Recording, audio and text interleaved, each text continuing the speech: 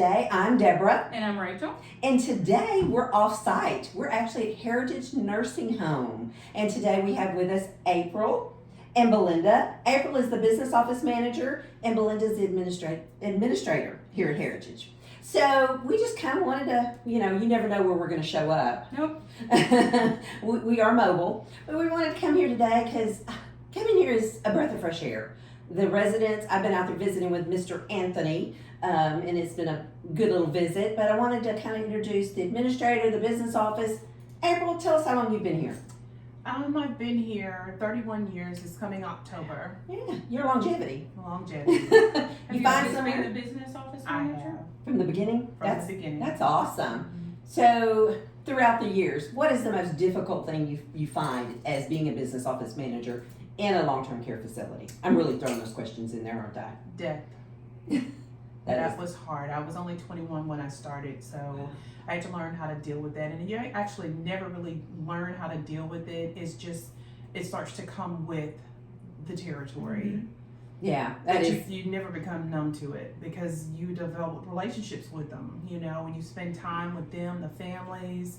It's just different. It's a different atmosphere. That was a good answer. That's not the answer I was thinking you were going to say, but that is a good answer because it is hard being in long-term care because you're up here more than you're at home. Correct. So they do become your family, and you do get attached. I've already gotten attached to Mr. Anthony out here. But it's also very rare that long-term care employees have the longevity that you have. So That tells you a lot. Yes, and I've worked in long-term cares, and when I go into those buildings that I've worked in, I always look for the residents that were, I knew would probably still be there when I came back to visit. But the longevity that you have, like You've seen a lot. you've gone through a lot of residents.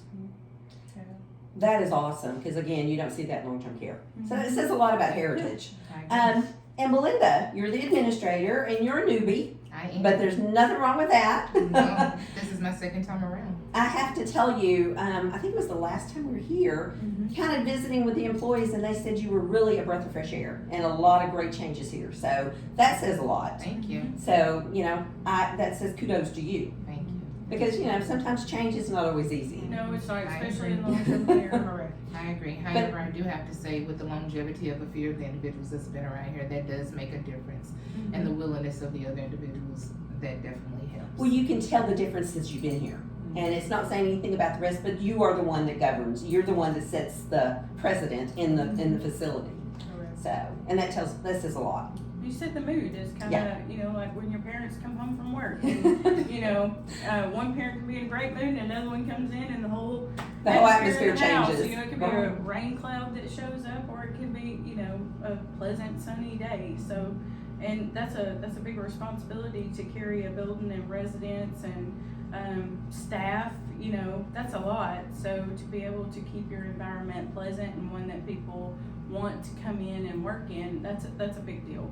Because That's a very big nursing deal. home turnover is quite high when it comes to employees. Yes. Because not only does it take a toll emotionally, because you do get attached. Yes. I worked in long-term care and I loved it. It's just, it was hard. The death was the hard part for me. And I'm Yes. married to a mortician. Go figure. Wow. But I didn't get to witness it with him as much as, being there. But, so we'll kind of change the subject here. Let's talk about, so are you married? Got a boyfriend? I'm happily married. I just had my 27th wedding anniversary on August the 9th. Congratulations. That's awesome. Yay. We have a little one. I call him little one, but he's much bigger than I am. He just turned 16. Aw. Yeah, he's Still a baby, junior at Texas High, and he's excited and frazzled all at the same time. Well, he's getting into that. Next year he'll be the senior and going off to college. Yes. And Mom's going with him, I'm sure. I am. Wherever he goes, one I'll be day right we'll there. find him. Yeah. So Miss Belinda? I am married as 17 years. Awesome. Yes, it's nice. Yeah, you find one you like, you kind of keep them around. It's better than training a new one. That's what I always say. Definitely. So if there's one thing in long-term care that you would change, what would it be? That's a hard one. It is. I I would like to see long-term care get back to what long-term care used to be, which is caring, more of caring, which is what I believe we are initiating here at You Heritage are. Plaza. You are. In the sense of letting people know that we care, not just about our residents, but about the staff, and let them know that we're here to be like that homey environment that you were speaking of and talking about. If you let individuals know that you care about them and they're just not another person or another number, it makes a big difference in a person's life.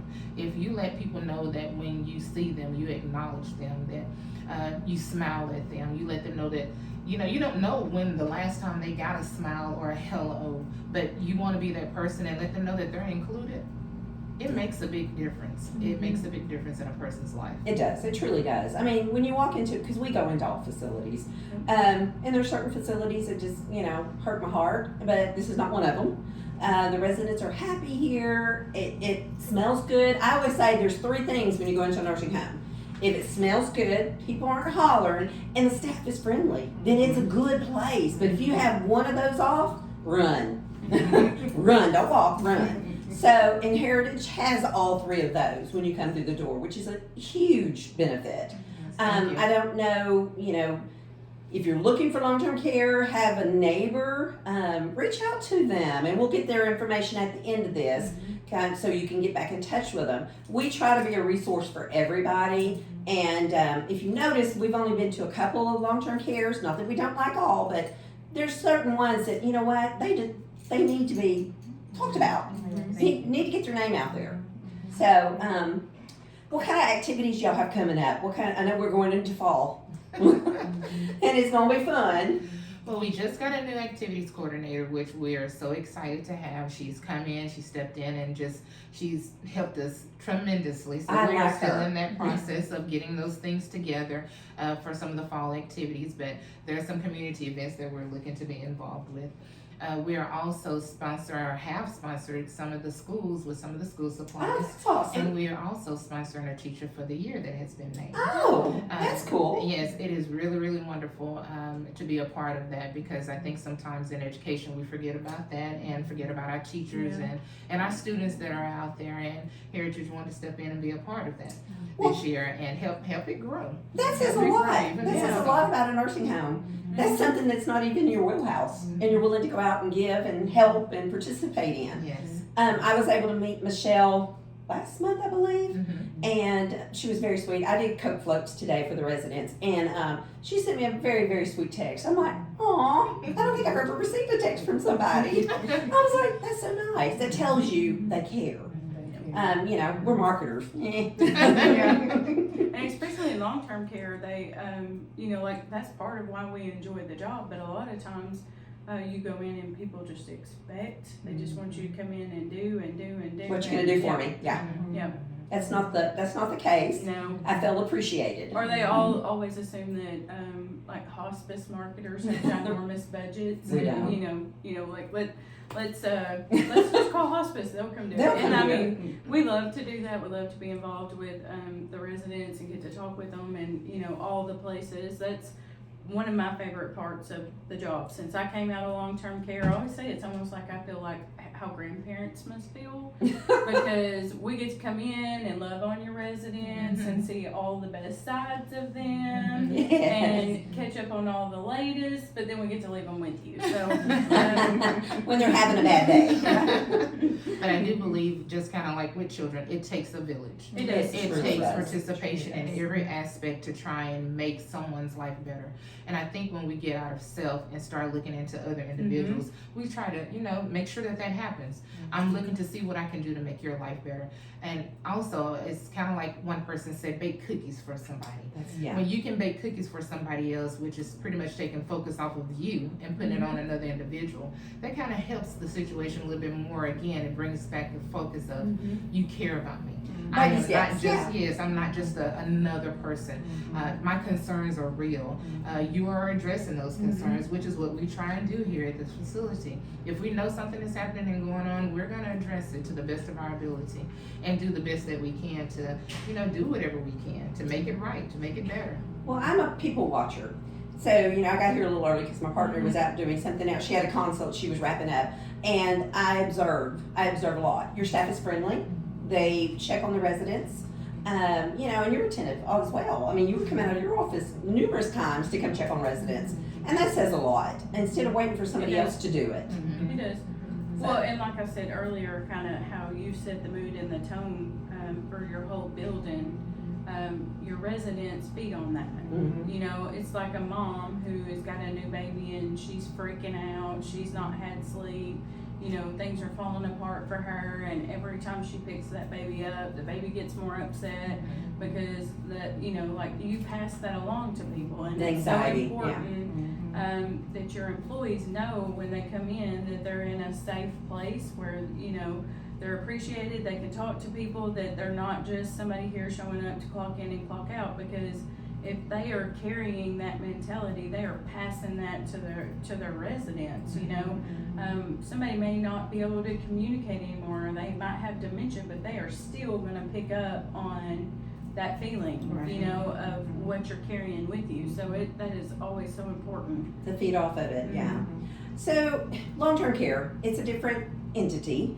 In April, the steps, you know, because when I talk to somebody about long-term care, it's never easy because, you know, financially, they don't want you to touch their money. So there is steps to go through when you're doing long-term care. It's not as painful as a lot of people think it will be. So if you are looking at it in the next, say, 5 years, you don't even have to say you're gonna go to long-term, but plan ahead, just in case, because none of us know if we're gonna have a massive stroke, if we're gonna end up where we can't take care of ourselves. Correct. So walk us through the financial part of what they need to be able to get into a long-term care facility to apply for Texas Medicaid. Well, initially, we have what they call a Medicaid cheat sheet that we use for the residents, and it is the things that get us in trouble if we don't ask them up front, because the Medicaid application itself is scary. It's 23 pages all by itself.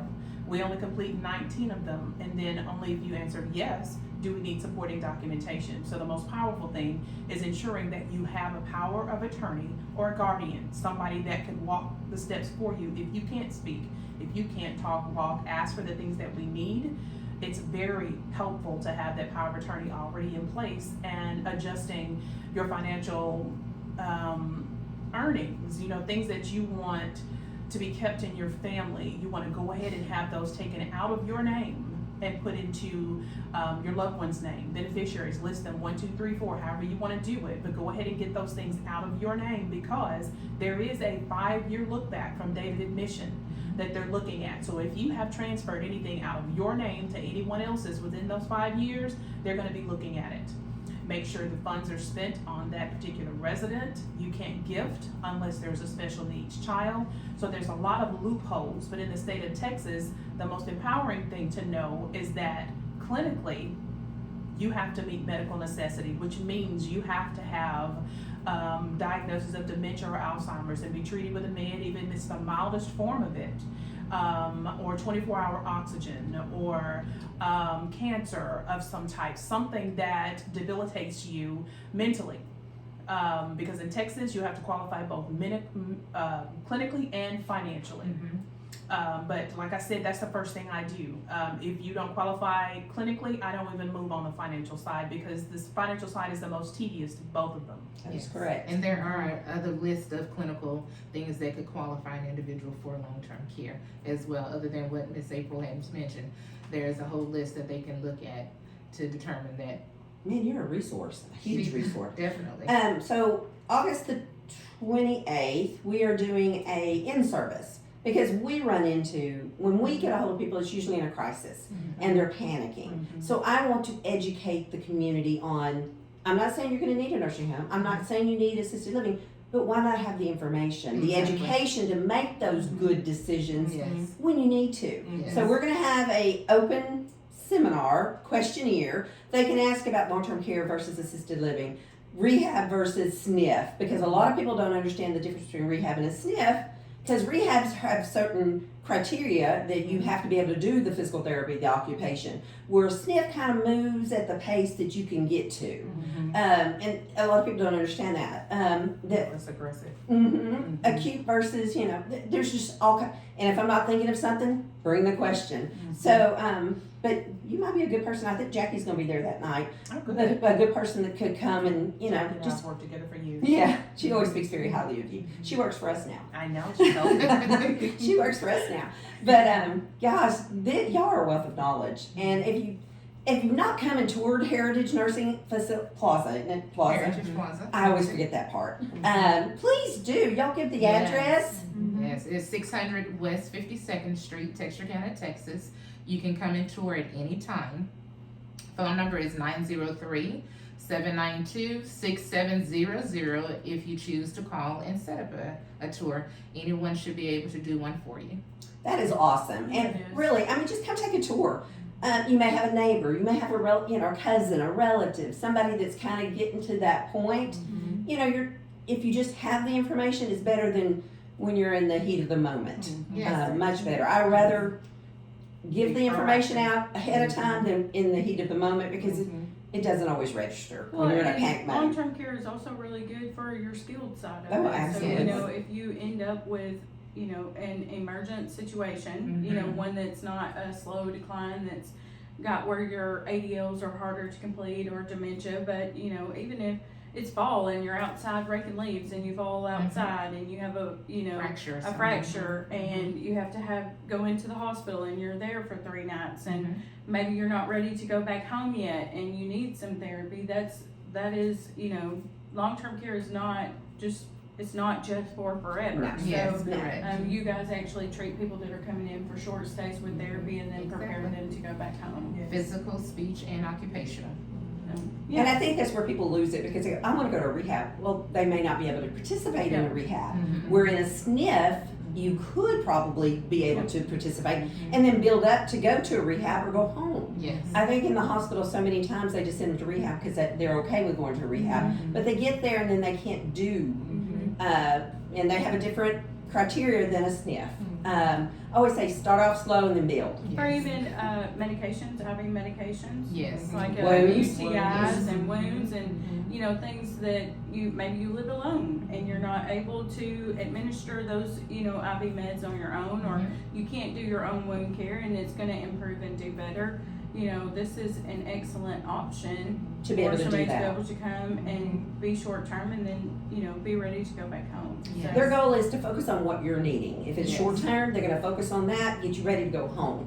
If it's long term, they're going to welcome you with open arms and become part of the family.